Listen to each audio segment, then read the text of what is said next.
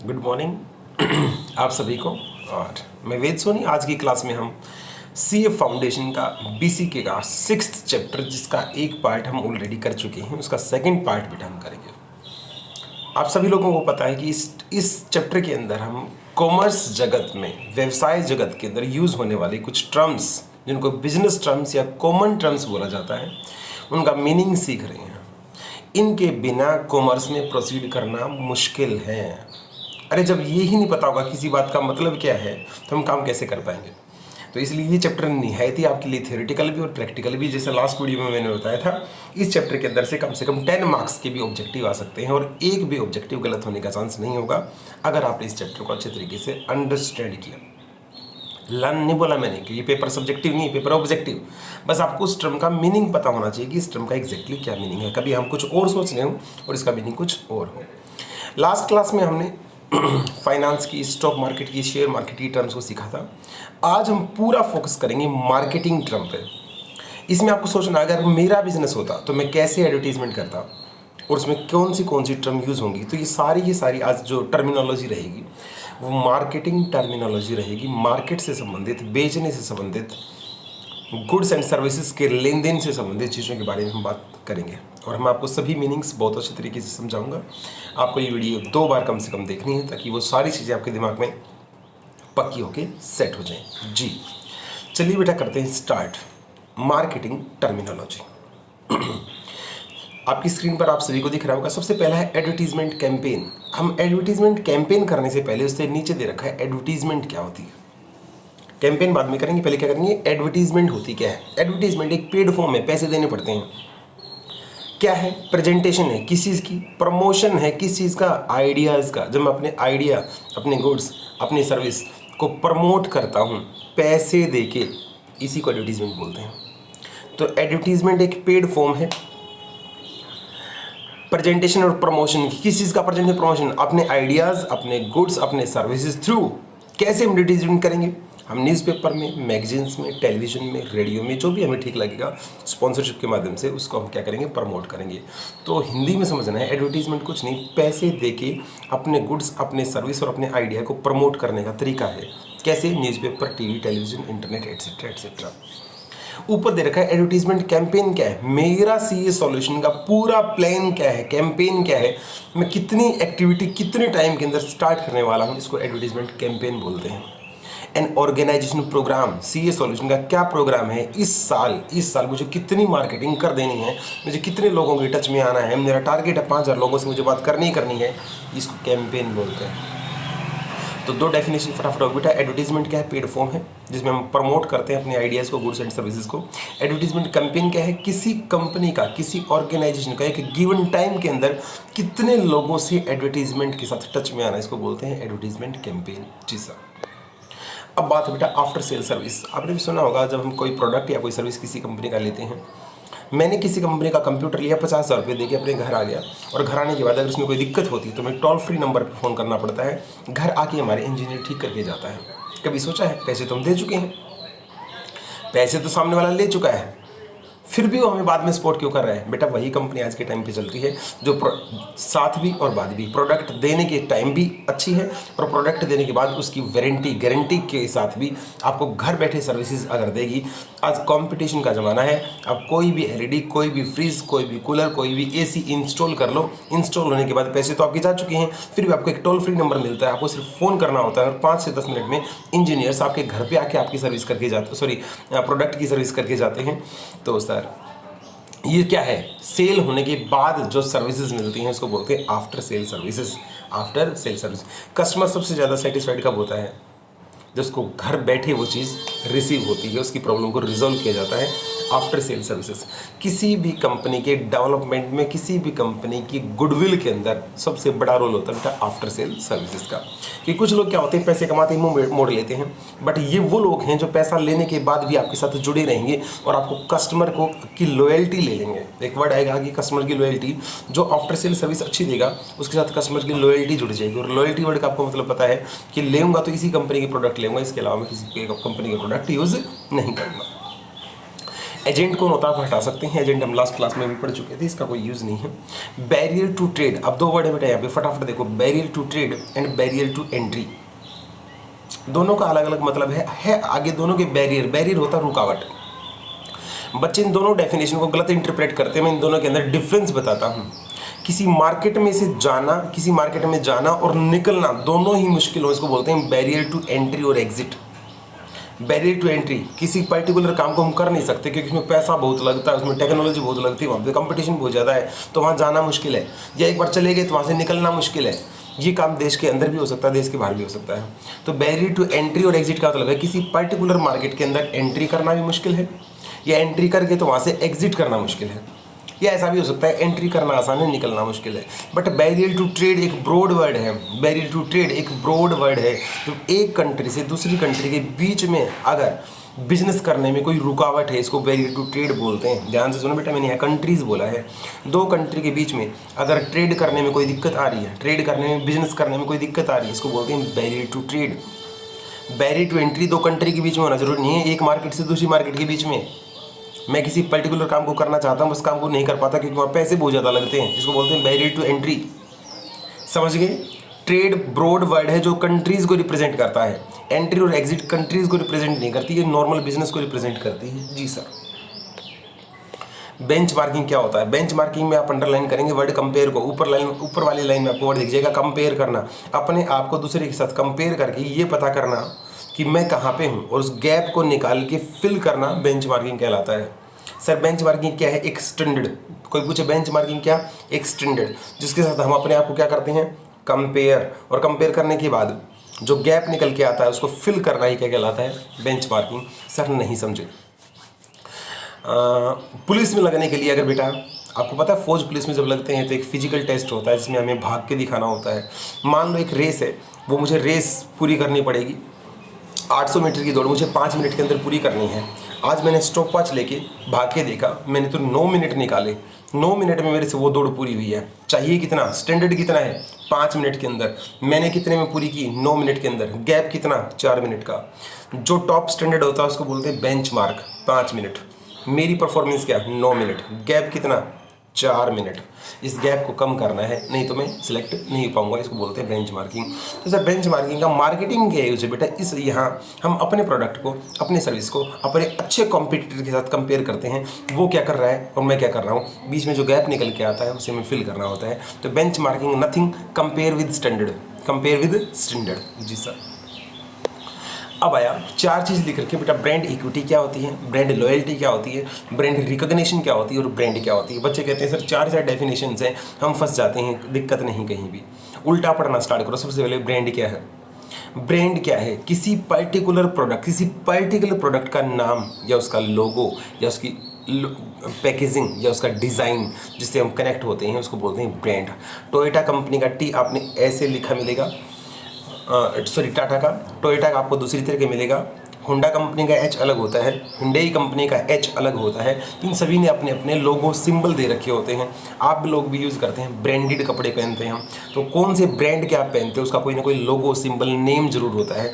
किसी particular product का name या सिंबल या लोगो या डिज़ाइन को ब्रांड बोलते हैं, कहानी खत्म।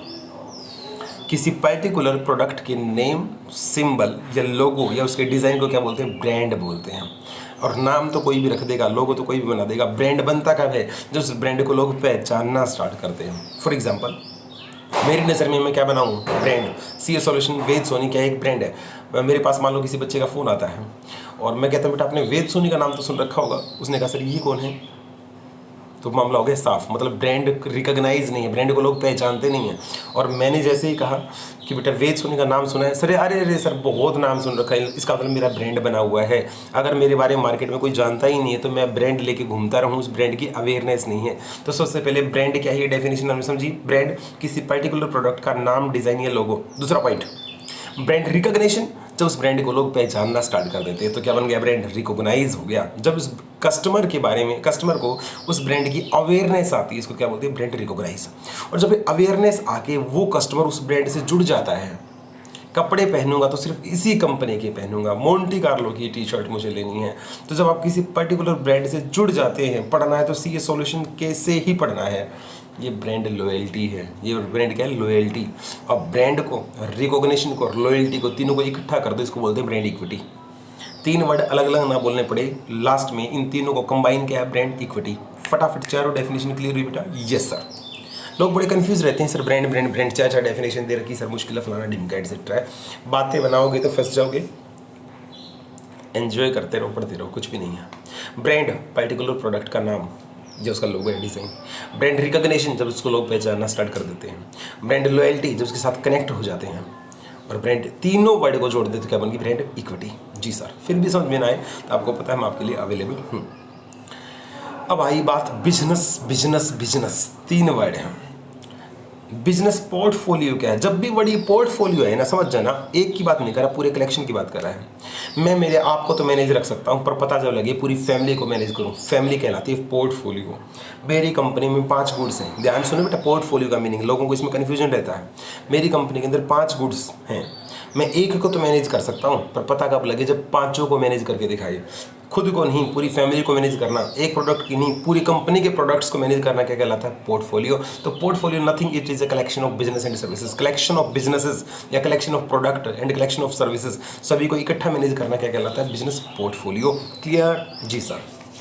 अब आता है बिजनेस मॉडल। जब किसी वर्ड के पीछे बेटा मॉडल लग जाए ना, समझ जाना, एक ऐसी स्ट्रेटेजी बनानी जिससे लॉस की सिचुएशन में भी प्रॉफिट आना स्टार्ट हो जाए। मोदी ने क्या है, गुजरात मॉडल का नाम दिया था। उसने गुजरात में उस टाइम काफ़ी काम करके दिखाया था। तो जब आपको दिखे ना गुजरात मॉडल, वेद मॉडल, तो एक ऐसी स्ट्रेटेजी जिसके अंदर, जिसको हम मनी मेकिंग स्ट्रेटेजी बना दें, जहाँ से हम लॉस से भी प्रॉफिट निकाल के दिखा दें, उसको बिजनेस मॉडल बोलते हैं। बिजनेस मॉडल वो होता है जो दूसरों के लिए बेटा, दूसरों को इंस्पायर करता है, वो लोग उसको देख के इंस्पिरेशन फील करते हैं, इसको बिजनेस मॉडल बोला जाता है। अब एक है बिजनेस टू कंज्यूमर, एक होता है business to business. Business to business को बोलते हैं बिट टू बी, और बिजनेस टू कंज्यूमर को बोलते हैं B to C. B to B, B to C. B to B क्या है? मैं आम कस्टमर से डील नहीं करता, मैं बिजनेसमैन से बिजनेसमैन डील करता हूँ, ट्रेड टू ट्रेड डील करता हूँ, मैं पब्लिक डीलिंग करता ही नहीं। तो ये क्या है? Business to business. और मेरी पब्लिक डीलिंग में मैं रिटेल वगैरह करता हूँ, तो ये क्या है? Business to consumer. Business to consumer B to C, और business to business B to D. अब बात आई बाइंग बिहेवियर क्या है। मैं कोई प्रोडक्ट, बेटा हर वर्ड का एक सिंपल मतलब है, वो मतलब आपको समझ में आ गया तो टर्मिनोलॉजी होंगी ओवर।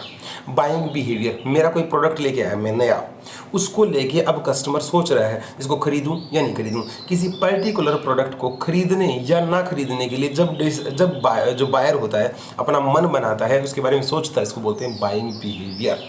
मैंने कहा नया बैच लॉन्च कर रहा हूँ सी फाउंडेशन का, और उसमें कोई भी बच्चा आने के डिसीजन नहीं ले रहा, वो क्या है? बाइंग बिहेवियर है। जब किसी चीज़ को सिलेक्ट करें या नहीं करें, उसके बारे में जो आपके दिमाग में चलता है, उसको क्या बोलते हैं? Buying behaviour.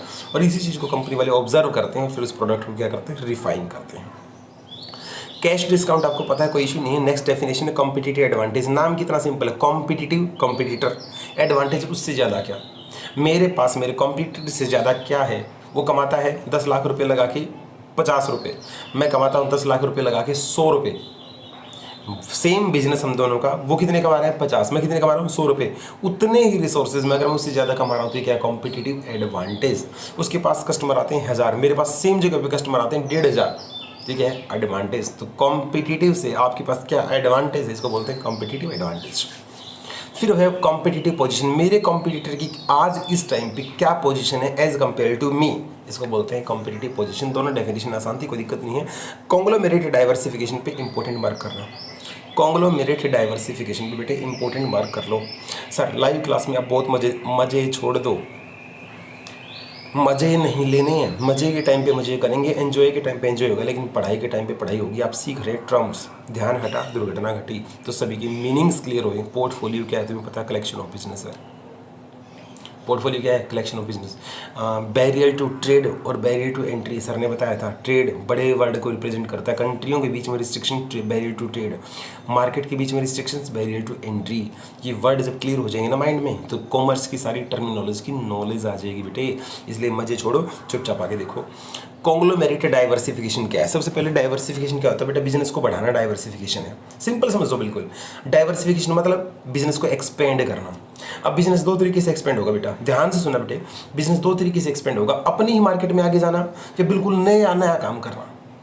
सीए सॉल्यूशन क्या आपको पता है कि टीचिंग फील्ड में है। मैंने भिवानी जाके एक और कोचिंग सेंटर बना लिया, मैंने बिजनेस को एक्सपेंड किया, लेकिन किस में, अपने ही बिजनेस के अंदर, सेम लाइन के अंदर बिजनेस को एक्सपेंड करना कहलाता है रिलेटेड डाइवर्सिफिकेशन। ध्यान सुनना, अपने ही बिजनेस में आगे बढ़ना रिलेटेड डाइवर्सिफिकेशन, और बिल्कुल नया बिजनेस में आगे बढ़ना कॉन्ग्लोमेरेट डाइवर्सिफिकेशन। सीए सॉल्यूशन भी क्या टीचिंग होती है, और मैंने सोनीपत में एक सीमेंट प्लांट लगाया है। बेटा टीचिंग का और सीमेंट की कोई कनेक्टिविटी नहीं है, टीचिंग और सीमेंट की कोई कनेक्टिविटी नहीं है। जब एक बिल्कुल डिफरेंट सेगमेंट के बिजनेस में आप एंट्री करते हैं, इसको बोलते हैं कॉन्ग्लोमेरेट डाइवर्सिफिकेशन। जी सर, आगे बढ़े कंसोर्टियम। अब इंपॉर्टेंट है बेटा, जितना इंपॉर्टेंट कॉन्ग्लोमेरेट था उससे कहीं ज़्यादा इंपॉर्टेंट है कंसोर्टियम। अरे जब ऑफिस में काम करोगे तो आपका सी आपसे पूछेगा बेटा कंसोर्टियम लोन क्या है, एक बार कंसोर्टियम लोन की फाइल लेके आओ। आप कहोगे सर कंसोर्टियम क्या होता है, तो उस टाइम बेइज्जती ना हो तो आज इन वर्ड्स का मीनिंग सीख लो। कंसोर्टियम होता है मिलके, जैसे मैंने एक वर्ड बोला था consortium loan, loan consortium loan. Sir ये क्या है, मेरे पास कोई कस्टमर आता है, मान लो टाटा, रतन टाटा मेरे पास आता है, मैं एक बैंक हूँ SBI, और कहता है मेरे को 1000 करोड़ का लोन चाहिए। कितने का, 1000 करोड़ का लोन चाहिए। अब SBI के पास, अकेले के पास इतने पैसे नहीं है, बट मैं इस कस्टमर को जाने नहीं देना चाहता।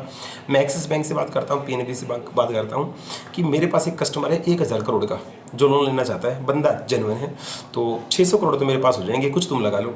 तो यहाँ पे एक्सिस बैंक ने, PNB ने और SBI ने मिल के, तीनों ने मिल के एक लोन दिया है किसी एक बंदे को, इसको बोलते हैं कंसोर्टियम लोन। तो जरूरी नहीं वर्ड लोन के लिए यूज किया जाए। कंसोर्टियम है क्या, कुछ डिफरेंट कंपनी जब मिलके कोई काम करती है इसको कंसोर्टियम बोलते हैं। हालांकि कंपनी अलग अलग है, ऐसा नहीं उन्होंने पार्टनरशिप की, अलग अलग होते हुए कोई काम मिलके करना क्या कहलाता है, कंसोर्टियम कहलाता है। लोन का एग्जाम्पल अच्छे तरीके से दिमाग में बिठा लेना। कंज्यूमर मार्केट आपको पता बेटा, जहाँ फैमिली यूज़ की चीज़ें बिकती हैं, कंज्यूमर आम आदमी से जुड़ी चीज़ें बिकती है, इसको क्या बोलते हैं, consumer market. Corporate culture important है, जो डेफिनेशन थोड़ी सी यूनिक है, इंपॉर्टेंट है, मैं उसके ऊपर इंपॉर्टेंट मार्क करवा रहा हूँ। कॉर्पोरेट कल्चर, हर घर का एक कल्चर होता है, आपकी फैमिली का एक कल्चर है। किसी की फैमिली में सुबह उठते ही झगड़े होने स्टार्ट होते हैं, उसकी चोटी उसके हाथ में, वो उसको पीट रहा है, वो उसको पीट रहा है, तो पड़ोसी क्या बोलते हैं, अरे यार इनका ये रोज़ का धंधा है। मतलब तुम्हारा कल्चर उनको पता है। एक ऐसी फैमिली जिसमें से कभी आवाज़ ही नहीं आती, बड़ी शांति से रहते हैं, खुश मिजाज लोग होते हैं, अरे भाई इनके घर में कभी लड़ाई नहीं होती, क्या है, कल्चर। हर कोचिंग सेंटर का भी क्या होता है, अपना अपना एक कल्चर। हर टीचर का पढ़ाने का भी क्या होता है, अपना एक कल्चर। तो ऐसी कंपनियों का भी क्या होता है, एक कल्चर। कंपनी मतलब कॉर्पोरेट, कल्चर मतलब वहाँ का क्या एनवायरनमेंट है। कॉर्पोरेट कल्चर कहाँ से बनता है, उस कंपनी का मिशन क्या है, उस कंपनी का ऑब्जेक्टिव क्या है, उस कंपनी की प्रॉफिट मेकिंग स्ट्रेटजी क्या है, वो कंपनी अपने कस्टमर को डील कैसे करती है, इन सभी से मिलकर बनता है कॉर्पोरेट कल्चर। तो कॉर्पोरेट कल्चर क्या है, किसी कंपनी का बिजनेस, उसका प्रिंसिपल, उसके ट्रेडिशन, उसका विचार, उसका सोचने का तरीका, उसका वे ऑफ ऑपरेटिंग, इन सभी से मिलकर बनता है corporate culture. Cross selling important है, क्रॉस सेलिंग इंपॉर्टेंट है, ये क्रॉस ऑफर नहीं है, और ना इसका क्रॉस ऑफर से कोई लेना देना। क्रॉस सेलिंग होता है हिस्ट्री पता लगा के आगे ऑफर देना। मेरी किसी कंपनी ने हिस्ट्री पता लगाई कि ये कस्टमर जो किस टाइप का प्रोडक्ट खरीदता है, इसने रिसेंट में क्या खरीदी है, एक डस्टर गाड़ी खरीदी है, तो डस्टर गाड़ी अगर खरीदी है तो पक्का ही इसके अंदर क्या लगवाएगा, अब एसेसरीज लगवाएगा, फुट मेटल लगवाएगा, कुछ जो सजावट की चीज़ें होती हैं, सीट कवर होते हैं वो लगवाएगा। तो फटाफट वैसे वैसे ऑफर्स मेरे मोबाइल पे आने स्टार्ट हो जाएंगे। हिस्ट्री पता लगा के रिलेटेड ऑफर देना क्रॉस सेलिंग कहलाता है। रिपीट कर ध्यान सुनना, हिस्ट्री, किसी कस्टमर की हिस्ट्री पता लगा के उससे रिलेटेड, उस हिस्ट्री से रिलेटेड, जैसे कार खरीदी तो एसेसरीज का ऑफर दिया गया, हिस्ट्री से रिलेटेड ऑफर देना क्या कहलाता है, क्रॉस सेलिंग कहलाता है। क्रॉस सेलिंग मतलब बेची तो गाड़ी किसी और ने और अब काम निकाल रहा हूं मैं, उससे उसके थ्रू काम निकालना क्रॉस सेलिंग होता है। कस्टमर डिमांड, अब ये चैप्टर में लोगों को दिक्कत क्या आती है, यहाँ 4 चीज़ों के साथ, जैसे business business business, brand brand brand, उनको ये अलग अलग पता नहीं होता कि एग्जैक्टली इनका मीनिंग क्या है। अब यहाँ पे देखो, customer demand, customer loyalty, customer need, customer satisfaction, customer want, 5 word एक साथ, customer customer customer customer customer, उनके आगे जो लगा रखा है उनसे उनका मीनिंग चेंज हो जाएगा और लोगों को इसी में दिक्कत आती है। बड़े ध्यान से समझना। सबसे पहले कस्टमर वांट, बस एक इच्छा है, मिले ना मिले मेरी इच्छा, मेरे पास एक बहुत अच्छी गाड़ी होनी चाहिए, फ्यूचर में मेरे पास एक अच्छी गाड़ी हो, ये कस्टमर वांट है, एक डिज़ायर है कि एक पर्टिकुलर गाड़ी की डिज़ायर, इच्छा है, मेरे पास विलिंग टू कैपेसिटी, पे करने की अभी कैपेसिटी नहीं है। कस्टमर डिमांड, जो इच्छा थी आज मेरे पास उसके खरीदने लायक पैसे हो गए हैं, अब मैं उस चीज़ की डिमांड कर सकता हूँ, इसको बोलते हैं कस्टमर डिमांड। वांट सिर्फ एक इच्छा होना, विलिंग टू पे नहीं थी। कस्टमर डिमांड, अब पैसे हो गए, हम उसके लिए एबिलिटी भी आ गई, हम पे भी कर सकते हैं, इसको कस्टमर डिमांड बोलते हैं, हम डिमांड करने के लायक हो गया। कस्टमर नीड, नीड बेटा बेसिक रिक्वायरमेंट होती है, मुझे खाना चाहिए चाहिए, मुझे पानी चाहिए चाहिए, मुझे घर चाहिए चाहिए, ये नीड्स होती हैं, इनको डिमांड या वांट की नहीं, ये बेसिक रिक्वायरमेंट होती हैं जो हर बंदे को सेटिस्फाइड करनी ही करनी पड़ती हैं और करने की पूरी इच्छा होती है, कहीं से भी पैसा लेकर निपटा नहीं पड़ते, इसको बोलते हैं कस्टमर नीड। हाँ, कस्टमर लॉयल्टी तो बेटा ये है जब आप किसी कंपनी से जुड़ जाते हैं और बार बार उसी की चीज़ें खरीदते हैं और उन्हीं को बार बार रिटर्न देते हैं, इसको बोलते हैं कस्टमर लॉयल्टी। तो ये तो एक अलग बात थी। अब है कस्टमर सेटिस्फेक्शन, जब आप आपकी नीड, आपकी डिमांड या आपकी वांट, इनको पूरा करके जो फील करते हो, मुझे गाड़ी चाहिए थी, गाड़ी मुझे मिल गई, उसमें चला के जो मुझे मज़ा आया, इसको बोलते हैं कस्टमर सेटिस्फेक्शन। समझे, फटाफट रिवाइज कराता हूँ। कस्टमर वांट, एक इच्छा पर पे करने की कैपेसिटी नहीं है। कस्टमर डिमांड, वो इच्छा जो मेरी थी अब मेरे पास पे करने की कैपेसिटी आ गई, कस्टमर डिमांड, जिसके बिना मुझे रहा ही नहीं जा सकता। बेसिक रिक्वायरमेंट्स, रोटी कपड़ा और मकान, कस्टमर नीड। किसी कंपनी से आप जुड़ गए हैं, उसी की चीज़ें बार बार खरीद के कंपनी को रिटर्न आप देते हैं, कस्टमर लॉयल्टी। और जब चीज़ों को एंजॉय करने के बाद आपको खुशी मिलती है, कस्टमर सेटिस्फेक्शन। बेटा पांचों चीज़ों को मैंने डिफरेंशिएट करके बताया इजी लैंग्वेज में, बुकिश में नहीं, इजी लैंग्वेज में। अब दिमाग के अंदर ये सारी चीज़ें सेट हो चुकी होंगी। जी सर, डिफरेंशिएशन क्या है, इंपॉर्टेंट मार्क कीजिएगा। सर मजा आ गया आज की क्लास में, आएगा क्यों नहीं। डिफरेंशिएशन क्या है, यूनिक, दूसरों से यूनिक दिखाना। प्रेम दाल, कालू दाल, लड्डू दाल, तीनों दाल है बेटा। और साथ के साथ भिवानी स्टैंड पे अगर आप जाएंगे, तीनों दालों की दुकान एक साथ है, बीच में लड्डू दाल, इस साइड कालू दाल, इस साइड प्रेम दाल। लेकिन लड्डू दाल पे ही लाइन क्यों लगी होती है, उसकी क्या है, जो डिफरेंशिएशन, दूसरों से हटके कुछ स्वाद है, कुछ फॉर्मूला है जो दूसरों से यूनिक है। सी सॉल्यूशन भी है, अदर एकेडमी है, सी सॉल्यूशन अलग क्यों है, कुछ डिफरेंशिएशन, दूसरों से हटके दिखाना, यूनिक एलिमेंट लेके आना। टीचर्स सभी पढ़ाते हैं, लेकिन कोई कोई टीचर के साथ आपकी कनेक्टिविटी ज़्यादा होती है, वो क्या है, यूनिकनेस है, डिफरेंशिएशन है। क्या आपको डिफरेंशिएशन का मीनिंग समझ में आया, यूनिकनेस, डिफरेंशिएशन मतलब यूनिकनेस। जी सर। डायरेक्ट मार्केटिंग, बेटा अगर मैं सी की कोचिंग देता हूँ तो मुझे डायरेक्ट मार्केटिंग, मुझे मैसेज किन लोगों के पास करने चाहिए, मुझे ऑफिशियल लेटर अगर भेजने हैं, उनके घर में चिट्ठी भेजनी है, मुझे उनको टेक्स्ट मैसेज करना है, तो मुझे कौन सा डाटा चाहिए, जो सीए करते होंगे। फिजिक्स केमिस्ट्री बायो के लोगों को मैं बोल रहा हूँ, सीए सॉल्यूशन में सीपीटी फाइनल पढ़ाता हूँ, तो मेरे पास कोई नहीं आएगा। तो अपनी पसंद के टारगेट कस्टमर को ही एडवर्टीजमेंट करना क्या कहलाता है, डायरेक्ट मार्केटिंग। अगर मैं सीए पढ़ाता हूँ तो मुझे कौन से बच्चे चाहिए, सीए करने वाले बच्चे चाहिए, इसको बोलते हैं डायरेक्ट मार्केटिंग। सीधा उन लोगों से जुड़ना जहाँ आपका बिजनेस है, सीधा उन लोगों से जुड़ना जहाँ आपका बिजनेस है, क्या कहलाता है, डायरेक्ट मार्केटिंग। जी सर। डिस्ट्रीब्यूशन चैनल फिर से इंपॉर्टेंट है, किसी भी कंपनी की सक्सेस के अंदर डिस्ट्रीब्यूशन का बहुत बड़ा योगदान होता है। मारुति कंपनी सबसे बड़ा एग्जांपल है, क्यों चलती है मारुति कंपनी, क्यों ज़्यादा बिकती है, हर 10 कदम पे उसका सर्विस स्टेशन मिल जाता है, हर जगह उसका डिस्ट्रीब्यूशन चैनल्स हैं। तो इसलिए डिस्ट्रीब्यूशन में मेरे प्रोडक्ट और सर्विस को कहाँ कहाँ अवेलेबल करवा सकता हूँ, कितने सारे मेरे डिस्ट्रीब्यूशन स्टोर हैं, इसको बोलते हैं डिस्ट्रीब्यूशन चैनल। डाइवर्सिफाई का बेटा मतलब मैंने बिजनेस बता दिया था, अपने बिजनेस को एक्सपेंड करना, अपने गुड्स एंड सर्विस की रेंज को बढ़ाना क्या कहलाता है, डाइवर्सिफाई कहलाता है। वहाँ मैंने बताया था एक रिलेटेड डाइवर्सिफाई होता है, एक कॉन्ग्लोमेरेट, सेम लाइन में जाना, रिलेटेड डाइवर्सिफिकेशन, बिल्कुल नए बिजनेस में जाना, कॉन्ग्लोमेरेट। जी सर। ई कॉमर्स तो आपको पता है आजकल अमेजोन, फ्लिपकार्ट, टेक्नोलॉजी के माध्यम से चीज़ों का लेन देन करना क्या कहलाता है, e commerce. Economy of scale आपका इंपॉर्टेंट है, इकोनॉमी ऑफ स्केल सर ये क्या है, बड़े पैमाने पर बिजनेस करना। मैं बनाता था 1000 गुड्स, अब मैंने बनानी 1,00,000 गुड्स बनानी स्टार्ट कर दी, बड़े पैमाने पे बिजनेस स्टार्ट करना ताकि कॉस्ट कम आ जाए, इसको बोलते हैं economy of scale. Economy of scale बढ़ा दिया ताकि फिक्स कॉस्ट क्या हो जाए, कम हो जाए। एक्सटर्नल रिक्वायरमेंट कोई इशू नहीं हो जाएगा आपके पढ़ने से। फास्ट मूविंग कंज्यूमर गुड्स, नाम से ही पता लग रहा है बेटा, रूटीन की चीज़ें, लेज है, कुरकुरे हैं, नमक है, चाय पत्ती है, ये फास्ट मूविंग जो जल्दी फटाफट यूज़ होने वाली कंज्यूमर की गुड्स हैं। पहली बात ये कभी भी हाई रेट की नहीं होती, रेट में कम मिलेंगी, वॉल्यूम में ज़्यादा मिलेंगे, रेट में कम, वॉल्यूम में ज़्यादा, इसको बोलते हैं fast moving consumer goods. Fast moving consumer goods. Forecasting का सिंपल मतलब होता है एस्टिमेट करना। क्या होता है, एस्टिमेट करना। लेकिन पता है क्या है, बिजनेस की टर्म में या मार्केटिंग की टर्म में हम एस्टिमेट वर्ड नहीं यूज करते हैं, टेक्निकली फोरकास्ट वर्ड यूज किया जाता है। आपके कस्टमर इस साल लगभग कितने आ जाएंगे, फोरकास्ट करो। फोरकास्ट मतलब एस्टिमेट लगाना। इनोवेटर आपसे हो जाएगा जो नए प्रोडक्ट की खोज करते हैं, इन्वेंशन करते हैं, उसको इनोवेटर बोलते हैं। इंटरनल मार्केटिंग भी आपकी हो जाएगी, कोई दिक्कत नहीं है। ज्वाइंट वेंचर भी आपका हो जाएगा। सर प्लीज़ इंटरनल मार्केटिंग बता दो ना, अरे ना लाइक हूँ, जब कोई मैं प्रोडक्ट या कोई सर्विस लॉन्च करता हूँ, जब मैं कोई नया प्रोडक्ट लेके आता हूँ, तो सबसे पहले मेरे एम्प्लॉय को पता होना चाहिए उस प्रोडक्ट में दम है। अगर उनको एक बार लग गया इस प्रोडक्ट में दम है तो वो बेचने में जी जान लगा देंगे। अगर उनके दिमाग में बात आ गई ना कि ये प्रोडक्ट भी यार दंड प्रोडक्ट है, ये तो बिकेगा ही नहीं, तो बेटा वो चाह के भी कितने भी मार्केटिंग एजेंट लगा लेना, वो चाह के भी उस प्रोडक्ट को सेल नहीं कर पाएंगे। तो सबसे पहले अपनी कंपनी के अंदर उस प्रोडक्ट के बारे में ब्रांड इमेज बनाई जाती है, इसको बोलते हैं क्या, इंटरनल मार्केटिंग। जी सर, जॉइंट वेंचर हो जाएगा। लॉन्ग टर्म ऑब्जेक्टिव होता है, एक शॉर्ट टर्म ऑब्जेक्टिव होता है। मैंने 5 साल के लिए क्या सोच रखा है, ये लॉन्ग टर्म ऑब्जेक्टिव है। पर ये 5 साल बेटा एक एक एक एक एक करके तो पूरे होंगे, तो इस साल क्या पूरा करना है, ये शॉर्ट टर्म ऑब्जेक्टिव है। तो शॉर्ट टर्म अलग नहीं होते हैं, जब उस टर्म को छोटा कर देते हैं शॉर्ट टर्म, उसको लंबे टाइम के लिए देखते हैं क्या होता है लॉन्ग टर्म।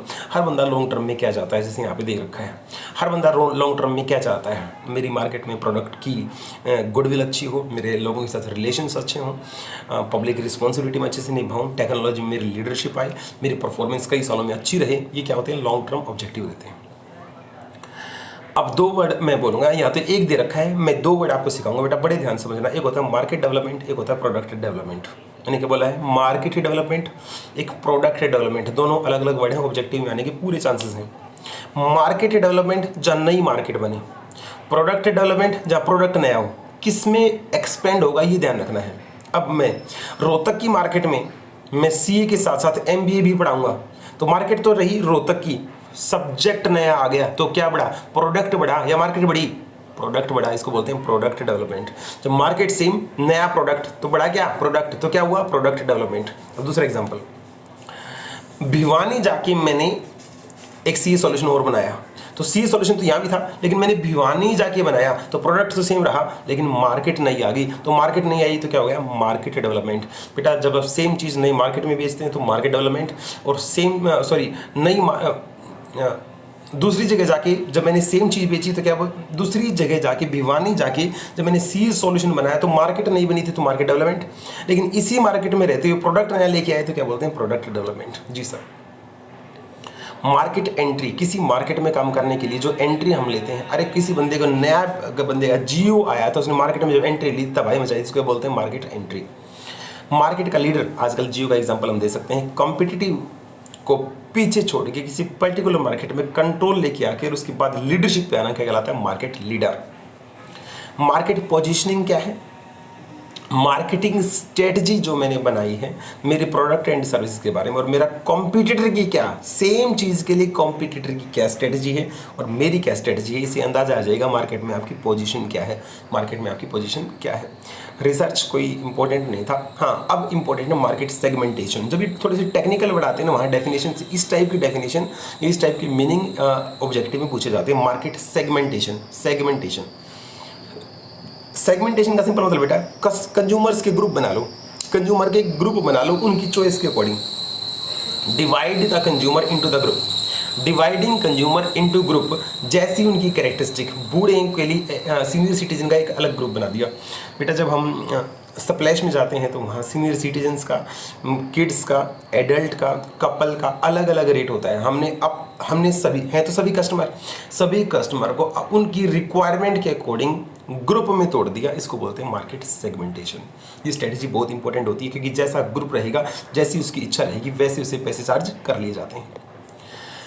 मार्केट में सीए करने वाले मार्केट में 1000 बच्चे हैं, सीए सॉल्यूशन के पास सिर्फ 5 बच्चे हैं, तो ये मेरा क्या निकल के आ गया, शेयर निकल के आ गया, मेरा मार्केट के अंदर क्या शेयर है। टारगेट मार्केटिंग पहले भी आ चुका, डायरेक्ट मार्केटिंग ही टारगेट मार्केटिंग होता है। कौन सी मार्केट के अंदर मुझे टारगेट करके एडवर्टीजमेंट करनी है, जहां मेरा कंज्यूमर ही नहीं होगा, जहां मेरा कस्टमर ही नहीं होगा, वहाँ एडवर्टीजमेंट करने का क्या फ़ायदा। मार्केट टारगेटिंग, मुझे सेगमेंट को इवेलुएट करना है और ये पहचानना मुझे कौन सी मार्केट में काम करना चाहिए, कौन सी मेरे लिए टारगेट मार्केटिंग हो सकती है। मैकडी रोहतक में खुला, भिवानी में नहीं खुला। मैकडी को बिहार के गाँव में क्यों नहीं खोलते बेटा, पेइंग कैपेसिटी देखी जाती है, वो देखते हैं मेरे लिए टारगेट मार्केट कौन सी है। मार्केटिंग वर्ड आपको पता है, कोई दिक्कत नहीं। मार्केटिंग मिक्स इंपॉर्टेंट लिख सकते हो। मार्केटिंग मिक्स शायद आपका +1 +2 में कहीं आया भी हो। 4 P's होते थे, एक प्रोडक्ट, एक प्राइस, एक प्लेस, एक promotion. Product, price, place, promotion, 4 P से मिलकर बनता था मार्केटिंग मिक्स। जी सर।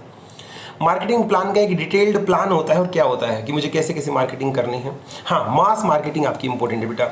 मास मार्केटिंग के लिए मेरे पास ज़बरदस्त एग्जांपल है ओप्पो फ़ोन का। ओप्पो, जब बेटा ओप्पो लॉन्च हुआ था तो इसने हर जगह पे, मेट्रो के अंदर चढ़े तो ओप्पो, मेट्रो की सीढ़ी से उतरे तो ओप्पो, फ़ोन चलाया, सॉरी टीवी चलाया तो ओप्पो, न्यूज़पेपर ओपन किया तो पूरा फ्रंट पेज पे क्या, ओप्पो, होर्डिंग बोर्डिंग किसके, ओप्पो, रोड पे गए तो बोर्ड किसके, ओप्पो, इतने जहाँ देखें ओप्पो ही ओप्पो। हर लेवल पे मार्केटिंग कर देना, जहाँ नजर जाए मेरा ही प्रोडक्ट दिखे, इसको बोलते हैं मास मार्केटिंग। क्या बोलते हैं बेटा, मास मार्केटिंग। ओप्पो का एग्जांपल बेटे याद रखना। सर मर्जर क्या है, दो कंपनी के मिलन को, दो कंपनी या दो बिजनेस के मिलन को क्या बोलते हैं, मर्जर बोलते हैं।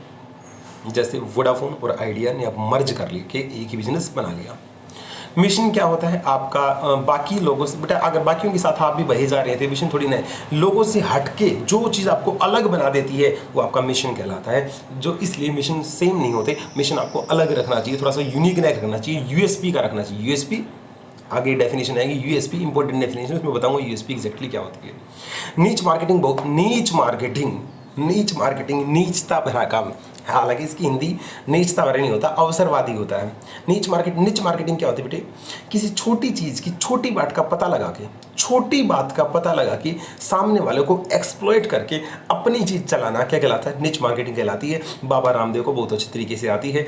उसने 2 मिनट्स मैगी नूडल्स में क्या बोला, मैदा है पेट में जम जाता है, पेट में जम जाएगा, बीमारियां होंगी तो बच्चे कैसे, इसलिए आटा नूडल्स खानी चाहिए, मैदा की नूडल्स नहीं खानी चाहिए। छोटी सी बात को एक्सप्लॉइट करके पूरा सेगमेंट बिगाड़ दिया था, इसको बोलते हैं निच मार्केटिंग। जैसा अवसर वैसी बात को एक्सप्लॉइट करके कमी निकाल के अपनी बात को ऊपर रखना क्या कहलाता है, निच मार्केटिंग कहलाता है। तो यहाँ वर्ड है exploitation of small market segment.